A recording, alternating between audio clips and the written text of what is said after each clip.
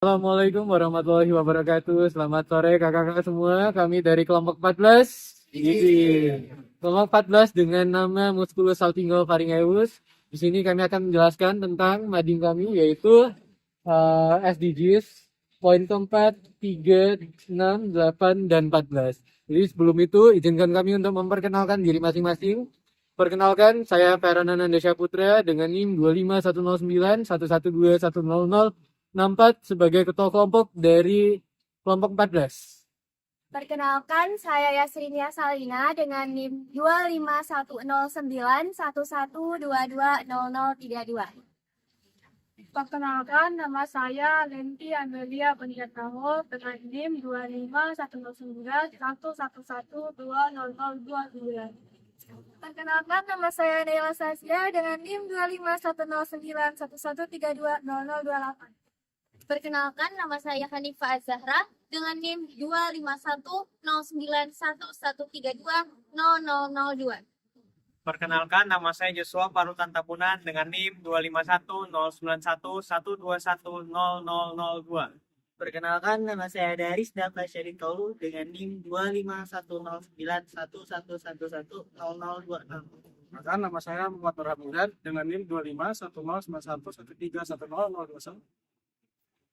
Terima kasih atas kesempatan dan waktu yang kakak luangkan untuk mendengarkan pengertian dari SDGs. Adapun pengertiannya adalah SDGs adalah agenda yang sudah ditetapkan oleh negara sebagai upaya bersama untuk menciptakan dunia yang lebih baik pada tahun 2030. Melalui SDGs ini kita diajak untuk berpartisipasi dalam mengatasi berbagai tantangan, mulai dari kemiskinan, pendidikan, kesehatan, hingga upaya menjaga lingkungan hidup. Sebenarnya SDGs ini ada 17, namun kelompok kami hanya menerangkan 5. Yang pertama itu adalah kehidupan sehat dan sejahtera. Oke, jadi poin pertama yang kita ambil, Kak, poin ketiga, itu punya tujuan untuk memastikan hidup sehat dan mendukung kesejahteraan bagi semua orang di kalangan usia. Jadi cara melakukannya itu bagaimana? Cara melakukannya yang pertama, lakukan pemeriksaan kesehatan secara rutin, seperti kesehatan cek gula darah, tekanan darah, kolesterol, dan lain-lain.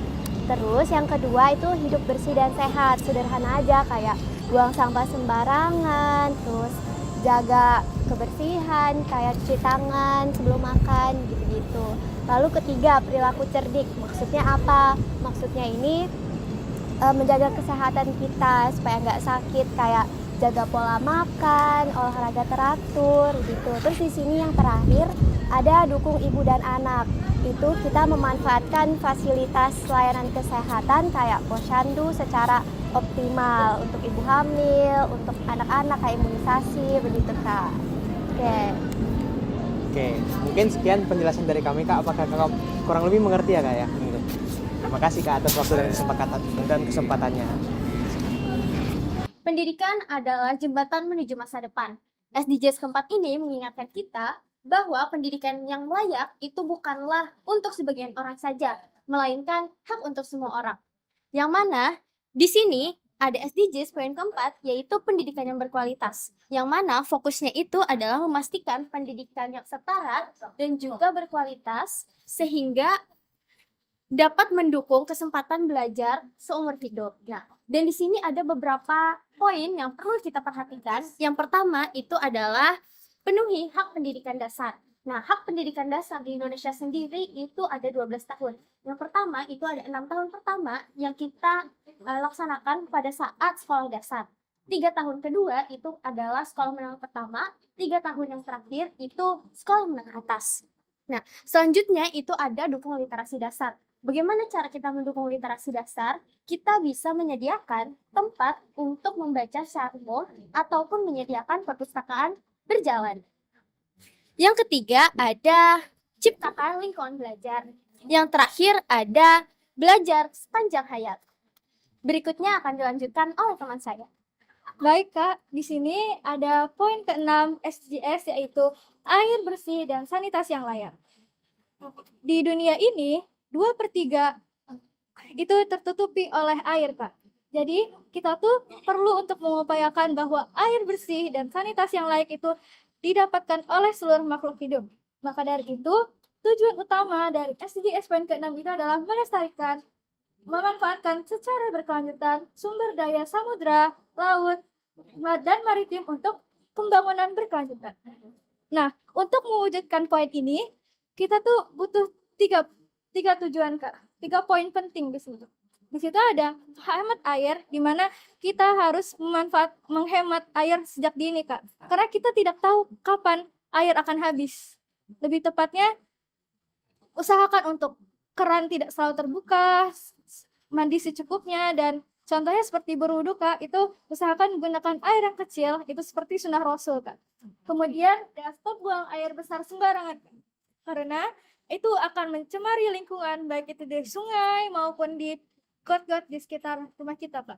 Karena pembuangan air besar itu menghasilkan gas metana, di mana itu tuh harus mengalami pengolahan yang khusus, Kak. Selain itu juga ada jaga sumber daya air. Kita tidak boleh sembarangan mencuci baju di kali, berenang di kali, mandi di kali, seperti itu, Kak. Karena budaya di sini, Kak, itu sebenarnya lumayan buruk, Kak. Cukup buruk karena mereka tidak dibiasakan untuk berkehidupan bersih, sehingga sumber daya air pun juga tercemari, Kak. Seperti itu. Nah, apakah kalian sudah mengerti apa yang dijelaskan oleh teman saya di sini? Mengerti? Ya, oke. Yes. Terima kasih, Kak, atas waktu kesempatannya. Oke, baik Bu. Di sini saya akan menjelaskan poin ke-8 dari SDGs, Bu.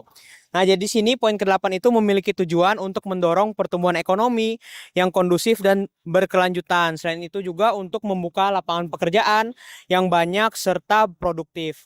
Nah, untuk mencapai tujuan tersebut, Bu, ada 4 hal penting yang perlu dilakukan. Yang pertama itu adalah meningkatkan keterampilan. Yang kedua itu mendukung kewirausahaan. Yang ketiga itu menghargai hak pekerja. Dan yang keempat itu belanja hak produk. Kurang lebih seperti itu, Bu. Selanjutnya saya serahkan kepada teman saya. Baik, terima kasih. Selanjutnya kita akan membahas yang SDGs ke-14, Bu, yaitu ekosistem laut, Bu. Laut itu bukan hanya tempat atau rumah bagi jutaan spesies, tapi juga dapat berkontribusi terhadap manusia seperti penyediaan makanan, oksigen, dan segala macam. Nah, dengan adanya itu kita harus bisa memanfaatkan atau melestarikan ekosistem yang ada di laut. Nah, jadi tujuan kita adalah menjamin ketersediaan seperti pengelolaan air bersih dan senantiasa yang berkelanjutan untuk semua, Bu. Untuk poin-poin pentingnya akan dijelaskan teman saya, Bu. Baik, Ibu, izin saya lanjutkan. Ini ada 4 poin penting sih, Bu. Yang pertama ada kurangi sampah pada tempatnya, terus ada buang sampah pada tempatnya. Ini saya gabung jadi satu penjelasan karena mirip. Jadi maksudnya itu kita harus membuang sampah pada tempatnya, Bu. Tidak boleh membuang sembarangan. Terlebih karena di sini kita menjelaskannya tentang ekosistem lautan, maka kita tidak boleh membuang sampah atau limbah itu ke laut, Bu. Karena akan mempengaruhi ekosistem lautan seperti ikan dan terumbu karang dan berikutnya. Kemudian ada pilih ikan dari hasil yang berkelanjutan. Ini maksudnya itu kita harus mengambil ikan itu dari hasil panen berkelanjutan, agar bibit ikan itu tidak terputus. Jadi ada pola-pola tertentunya supaya kita bisa mengambil hasil yang berkelanjutan. Dan terakhir ada jaga kebersihan pantai. Sesuai dengan poin ke-14 ekosistem lautan, kita harus tetap menjaga kebersihan dari pantai itu, Bu. Tentunya pantai itu juga termasuk ekosistem lautan karena berhubungan langsung dengan daratan. Mungkin itu dari saya, Bu. Terima kasih banyak atas waktu yang diberikan pada kami. Terima kasih, Bu. Sekian penjelasan dari kami mengenai SDGs berupa 5 poin SDGs kepada masyarakat. Kelompok 14.